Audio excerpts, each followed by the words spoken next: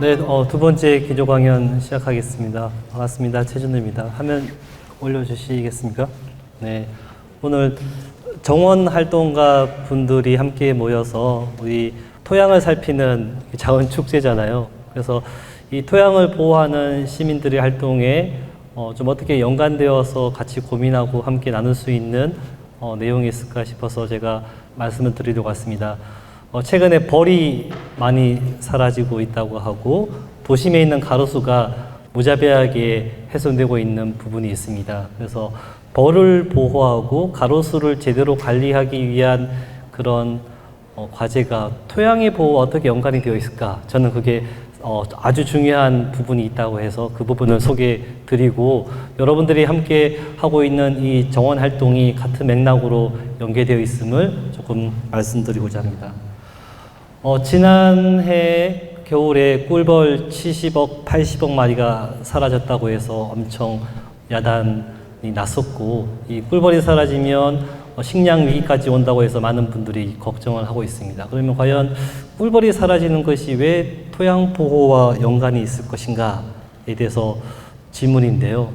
꿀벌만 사라지는 게 아니고, 꿀벌은 사실 그 양봉하시는 분들이 벌통에다가 이제 키우시는 거잖아요. 근데 야생에 있는 벌은 거의 지구에서 한 70% 가량이 땅에서 산다고 합니다. 대량으로 사는 것보다는 단독 한 서너 마리 가족이 살고요. 땅에서 둥지를 짓고 땅에 있는 진흙의 진흙을 가지고 와서 집을 보수하고, 그리고 이제 이 땅에 있는 정원 식물에서의 꽃가루 매개자 역할을 하는 폴리네이터잖아요. 그래서 여기서 많은 이제 꽃가루 수분을 맺는 활동을 하고 있는데, 실제적으로 벌을 죽음에 이르게 한 여러 요인 중에 하나 가지가 많은 그런 살충제, 농약을 뿌리고 있는데, 그 살충제의 피해가 또 땅에 모이는 과정을 볼 수가 있습니다. 그래서 우리 꿀벌이 사라진 거에 대해서 꿀벌만 보지 말고 보다 많은 다양한 야생벌, 흔히 이제 범블비라고 하는 호박벌, 비용벌, 꼬마 꽃벌, 해꽃벌, 많은 벌들이 있고, 그런 벌들도 그 벌의 어떤 생김새와 형태에 맞게끔 이제 수분을 맺어줄 그런 식물과 다양한 공생의 관계를 맺고 있습니다. 그래서 꿀벌이 사라진 원인 중에 몇 가지가 이 땅을 어떻게 잘 보호할 것인가가 있는데, 이 벌이 살려면 서식지가 필요합니다. 아스팔트 콘크리트로 덮여지지 않은 건강한 땅이 있어야 되고, 그 다음에 이제 밀원 식물이 있어야 되는 거죠. 근데 지금 우리가 계속 도시가 확장되다 보니까 서식지가 감소했고, 관행적인 농법, 그리고 도시에 있는 여러 공공 녹지의 나무를 병충해 관리를 한다는 명목으로 상당한 양의 농약을 뿌리고 있는 것이 결국에는 벌을 내몰리게 한 원인이 되고 있습니다. 이미 이제 유럽이나 미국에서는 특히 살충제 중에서 친환경 살충제라고 알려져 왔었던 네오니코티노이드 계열의 살충제가 상당한 그 벌의 폐사를 불러왔다는 것이 규명이 되었고, 그 농약을 금지시키는 법안과 규제가 진행이 되고 있습니다.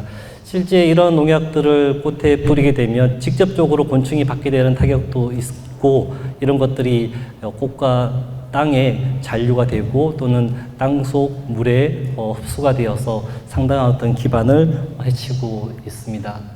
그래서 지난 10년 동안 특히 유럽에서는 이 네오니코티노이드 계열 살충제를 추방하기 위해서 500만 명의 시민이 서명을 해서 지난 2018년에 이 살충제 사용을 금지를 시켰고, 벌을 보호하기 위한 여러 폴리네이터 헤비테이트 가든 여러 가지 또 생태적인 이 정원의 관리, 또는 실제 유럽에서는 이 식물 종자에 이미 이제 이 살충제를 코팅해서 나온 것을 재배하고 있기 때문에 이 코팅되지 않은 그런 어떤 야생의 그 토종 종자를 보급하고 널리 알리는 그런 역할도 해오고 있습니다.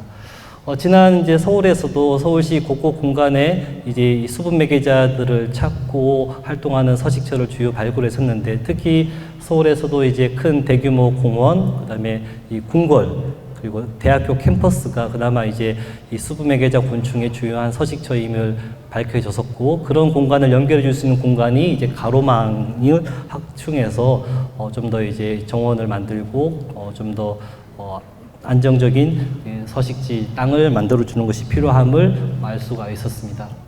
그래서 저희가 지난 5월달 세계 꿀벌의 날을 기념해서 이제 우리 서울 도시에서도 이 꿀벌과 야생벌을 어떻게 지켜나갈 것인가 해서 마인드풀 가드너스와 함께 또 이 꿀벌을 지키기 위한 여러 가지 서식처 정원을 만들고 벌을 조사하고 시민들의 이 벌 친화적인 인식을 어떻게 바꿔낼 것인가에 대한 과제를 확인을 했었습니다.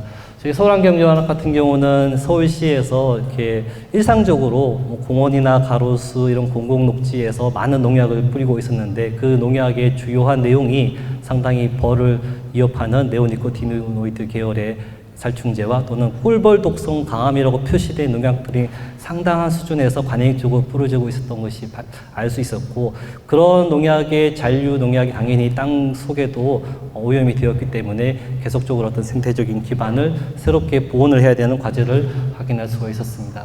지난 7, 8월 달부터는 이제 벌을 조사하자라는 시민과학자를 모집해서 교육을 하고 전문가와 함께 탐사를 진행을 했었고요. 생명다양성재단과 함께 우리 주변에 있는 야생벌을 조사하고 어느 지역에 얼마나 살고 있는지 확인해서 이들 야생벌들이 잘 살기 위해서는 이제 건강한 땅이 필요하고 또는 먹이가 되는 꽃이 필요하고 그들을 잘 관리할 수 있는 또 사람이 또 필요함을 알 수가 있었습니다. 이미 이제 미국에는 이제 비시티, 비캠퍼스라는 그런 이니셔티브를 가지고 벌이 잘 살 수 있는 정원, 벌이 잘 살 수 있는 도시와 캠퍼스를 보호하기 위해서 이 정원을 생태적으로 관리하고 땅을 보호하고 이제 이 소위 말하는 예초도 벌이 활동하는 시기에서는 풀깎기도 조금 중단하는 그런 많은 활동을 벌이고 있습니다. 그래서 우리가 앞으로 정원을 조성하고 가꿀 때 이 서식처 정원, 땅을 보호하는 정원이 사실상 이제 벌을 매개로 활발하게 진행될 수 있음을 알 수 있습니다.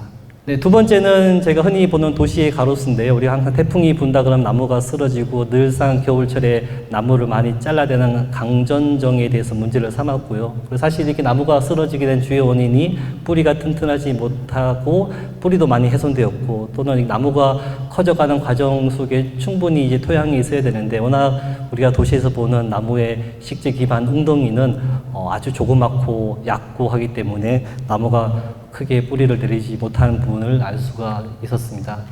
실제 우리가 흔히 보는 도시 가로수 살아가고 있는 토양 위주, 저 딱딱하고 영양가 없고 오염된 땅, 그리고 각종 쓰레기가 투기되고 또 겨울철에는 제설제 피해를 받고 있는 저 땅이 제대로 나무가 살려면 토양이 당연히 좋아야 되는 거죠. 그래서 실제 우리가 나무가 건강하고 잘 살기 위해서는 정말 토양 기반, 생육 기반이 중요하다 함을 이번에 시민들 눈높이로 볼 수가 있었고요. 사실 이제 토양의 이 토양수 확보가 또 상당히 중요함을 알 수가 있었습니다. 그래서 흔히 이제 뭐 여러 서구에서는 우리 흔히 보는 가로수 한 5m 정도의 나무가 자라려면 이 토양의 볼륨이 3m 깊이 2m는 있어야 된다고 하는. 근데 실제 우리가 보는 가로수 토양은 가로 세로 폭이 1m 밖에 되지 않은 거죠. 그래서 우리가 나무를 크고 안정적으로 잘 그 혜택을 누리기 위해서는 땅 속의 세계를 우리가 충분히 보호해주고 제공해줘야 됨을 알 수가 있습니다. 그런 기반조차 바뀌어야 될 것이고요. 실제 이 도시공원에서도 땅을 또는 물 관리를 제대로 하지 못한다면 나무가 탄소를 흡수해 주는 것이 아니고 오히려 이 토양의 이 호흡작용이 활발해지고 뭔가 나무의 어떤 호흡량이 증가해서 오히려 이 탄소 배출원의 어떤 결과를 가지고 올 수 있다고 하는 그런 경고에 있는 연구도 확인할 수가 있었습니다.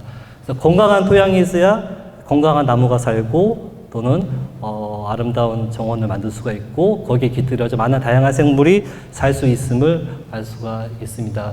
저희는 지난 2, 3년 전부터 이제 과도한 가로수 가지치기에 대한 문제 제기를 해서 여러 가지 시민들의 관심을 받고 언론에 조명이 되었습니다. 이제 앞으로는 땅 속의 세계에 대해서도 관심을 가지고 이 나무와 정원의 식물이 잘 살려면 땅이 건강해야 된다라는 것을 이 나무의 권리, 식물의 권리라고 하면서 이들이 제대로 살 수 있는 권리를 확보해주기 위한 어떤 나무의 권리를 위한 시민의 약속 캠페인을 진행을 하려고 하고 있습니다. 그러려면 시민들은 이런 나무와 식물들이 잘 살고 있는지를 확인하고 조사하고 평가를 해야 되는 작업부터 해야 된다고 생각이 듭니다. 그래서 여러 전국적으로 관심 있는 분들과 함께 주변의 나무를 조사를 하자. 그럼 나무의 크기가 어떻고 상처는 어떤 정도 입었고 그 나무가 살고 있는 토양의 면적과 상태와 질은 어떤지를 또 조사를 하고 있습니다. 그래서 이런 것들이 결국에는 건강한 토양에서 건강한 나무가 올 수 있음을 알 수 있고 그런 어떤 조사를 여러 가지 그 스마트폰과 온라인 매체를 통해서 함께 데이터를 모아내고 있습니다. 그런 활동을 하다 보면 여러 미국의 뉴욕 트리맵처럼 일상적으로 시민들이 이 토양을 보호하고 멀칭을 하고 관수를 하고 하는 활동도 아주 일상적으로 도심의 곳곳의 나무에 진행할 수 있을 거라 생각이 됩니다.